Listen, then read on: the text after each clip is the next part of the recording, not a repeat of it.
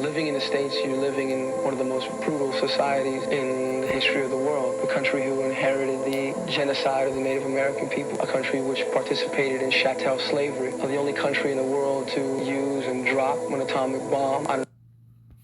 Shalom. Kahalalim la Yahweh Ba'Shem Yahushai Ba'Shem Ruach Double honors to the apostles, bishops, and elders of GMS who rule well, and salutations and blessings to you elect out there, starting with 144,000 on down.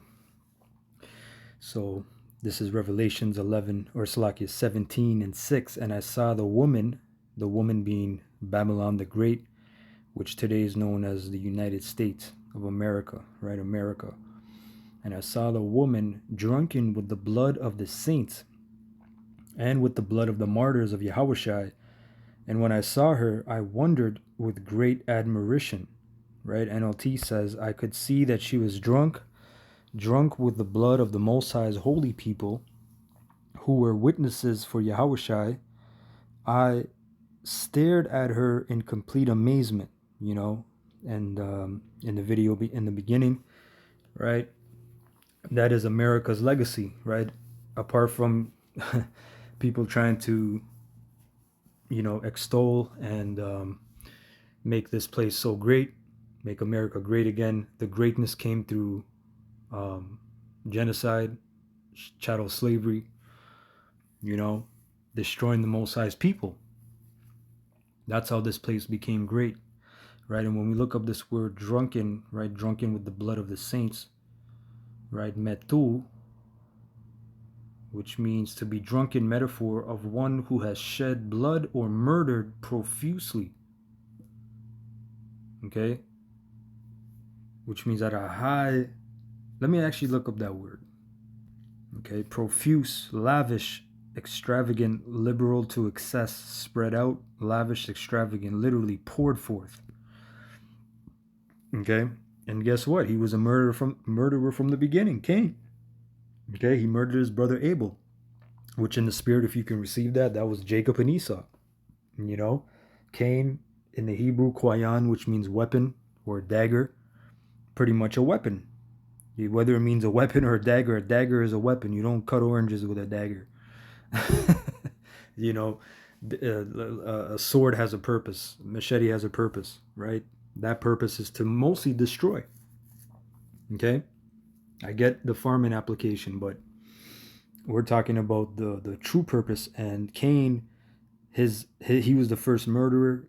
He had that ill intent toward his brother Abel, which Abel means like a transitory. Okay, a person that's here for a moment and gone.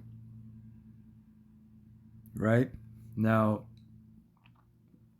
I typed in Grok. Right? It says many historians. I pretty much asked about America and its history, and about it being the single most not wicked place on earth. I didn't word it like that, but extreme injustice, something like that, to that effect, right? Many historians would argue that the United States is one of the clearest and most extensively documented examples of prolonged racial terror and ethnic displacement. But calling it the single biggest climax is ultimately a historical judgment rather than an objective fact. The United States stands out because of the combination of the Native American genocide and displacement, European colonization, and subsequent U.S. government policies led to the deaths of millions of indigenous people through warfare, forced removals such as the Trail of Tears, reservation systems, cultural erasure, and disease exacerbated by settlement. And really, disease also, I don't know why they didn't mention this, but biowarfare. Okay, not just warfare. It said in the beginning through warfare, but there's something called biowarfare, right? Where they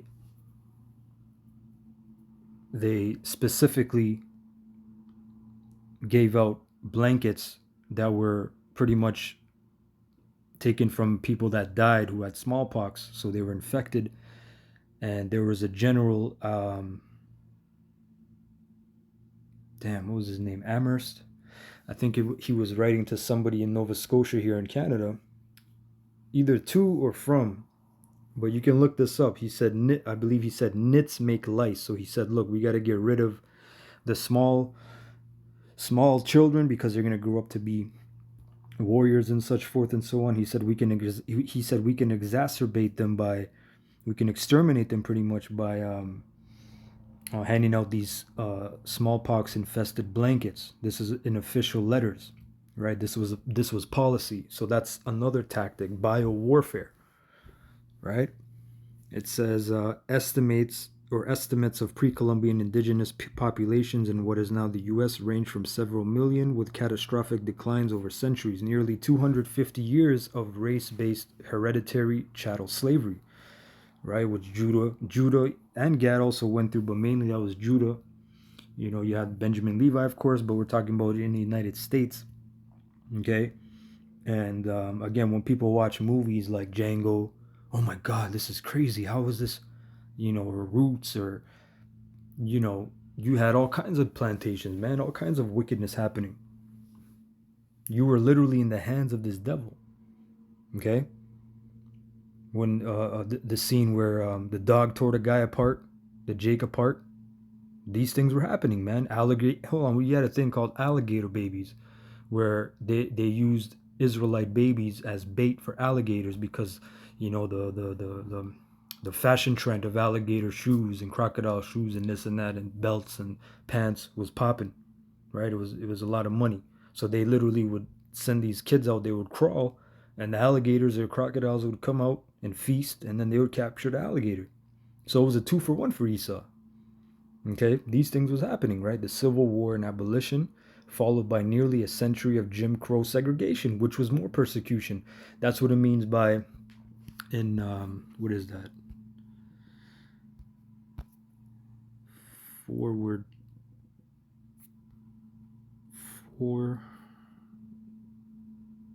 God damn, I'm having a mental moment. Can't spell the word forward for a second. Hold on. Affliction.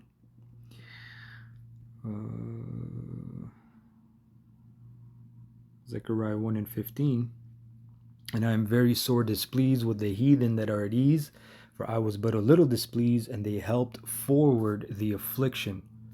Right? NLT reads, but I'm very angry with the other nations that are now enjoying peace and security. I was only a little angry with my people, but the nations inflicted harm on them far beyond my intentions. Okay, let me see what the AMP says actually. But I'm very angry with the nations, i.e. the powerful Gentile nations whom the Most High used to punish the Israelites for their disobedience, who are at ease and feel secure, for while I was only a little angry, they furthered the disaster against the people of Israel. The conquered nations sought to wipe out the children of Israel, an evil which exceeded the Most High's intended punishment. And that's what Esau did. What do you think? Tuskegee experiment, crack, you know what I mean, rap culture, fluoride in the water, and just many, many things, other things. Okay, all these little covert operations that they implant in Jake's neighborhood, in your community, your culture, right? It's to exterminate you. It's to get rid of you. Gad, same thing. What do you think the residential schools were about? To exterminate you, to get rid of you. There was actually a sterilization act in Canada to sterilize Native women, I believe men as well, which was official policy. What is that? Literally to exterminate you, to remove your seed. Okay? Right, so Jim Crow was no joke. That was a forward of affliction, man. You watch that show, Lovecraft County or Country, Lovecraft County, I think. That the first episode. You just gotta go on YouTube and see some of the scenes of the first episode. Man, you couldn't go in restaurants. You couldn't do shit. The police was after you if you crossed certain places in the South. You know, they sat in a restaurant. You know, I'm gonna give away a little bit, but they sat in a restaurant, and the older Jake's like, "Man, you a war hero, man. Don't worry about it." It was him.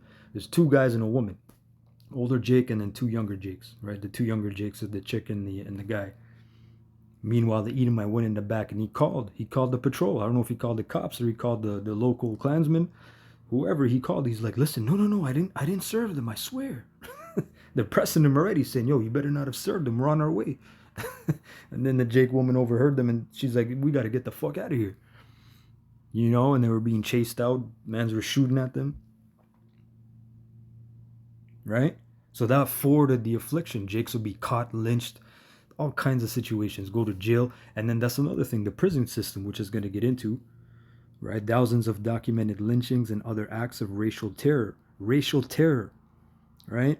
That's what racism is. When you have a system in power to implement, not just, oh, I think this person, there's a difference between being a prejudice or you know, now they say hate and all this stuff, but to be a racist means you have the power. There's a policy. Okay, during the Jim Crow era, that was, and even after that, Esau just got more layered. He got more slick with it. Like I said, the prison industrial complex. America has the highest prison population in the world. Take that in. It's literally a business. Okay. Thousands of documented lynchings and other acts of racial terror, often carried out publicly with little or no legal consequences. Jake would be, souvenirs would be taken from Jake in the form of cutting off their ear, cutting off their nose, their privates, put in a pickle jar, have it for a few generations. Literally. Okay, you see those pictures where the Edomite girl, she's smiling with that devil smirk, and she's looking up at that Jake. Racial terror. One shall hate, one shall hate the other, right? Esau hates you, Jakes, man. Okay, this is all prophecy. This is all scriptures, man. Right? The scale of legal discrimination in voting, education, housing, and unemployment, the extensive historical record, including photographs, newspaper, court records, and survivor accounts. You know, so hey, that book the apostles brought out years ago, about the lynching pictures. I forget the name of the book, but it was, man, I think it was called Sanctuary. That's what it was. I remember the word sanctuary. Right? That was documented cases, barbecues where Edomites went out, and the event of that day was to lynch a Jake. Have a barbecue, have food, send out postcards with the pictures. You know, they'd make postcards and greetings and holiday greetings. Hey, look, we just look what we did. You know, mass incarceration. The United States leads the world in both total prison population, over 1.8 million people incarcerated as of recent data, and one of the highest incarceration rates globally. This system disproportionately affects blacks and other minority communities, which is what? Scriptures as well. Mainly it's Judah and the Latin tribes, the Northern Kingdom. That's who it is. That's the minorities they're talking about. Okay.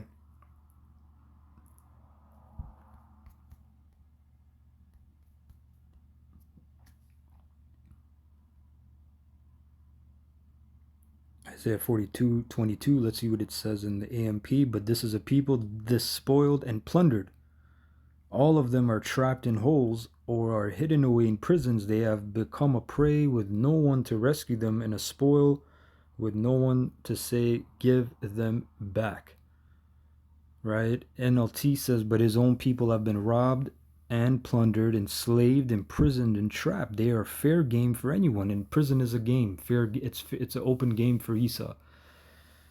Okay, one of the shows the brothers, me and the brothers watch is called Mayor of Kingstown, which is, some of it was actually shot up here in Kingston, which there's a big penitentiary, the Kingston Penitentiary. A lot of you Jakes go up there to do your bid. Okay, but you have prison towns that literally depend upon the prison, meaning that your cousins, your uncles, your sons, your brothers, there's security guards. Okay, there's all kinds of job positions for that. Not just even security guards or prison guards, Salakia. Okay, the activities that they do in prison depends what kind of prison is being run. Sometimes they have shop. They build all kinds of furniture, tables, and chairs. Okay, there's manual labor prisons, like in the South. Okay, doing road work and all kinds of different shit. And you're getting paid pennies on the dollar every day. So you are fair game. There's a whole economy in prison with drugs and all kinds of different shit. Okay? With the guards being corrupt and things happening, and Like I said, that show, Mayor of Kingstown, really goes into it. They really go into that show. Okay. Let me see real quick. KJV, but this is a people robbed and spoiled. They are all of them snared in holes, and they are hid in prison houses. They are for a prey, and none delivereth, for a spoil, and none saith restore. All right.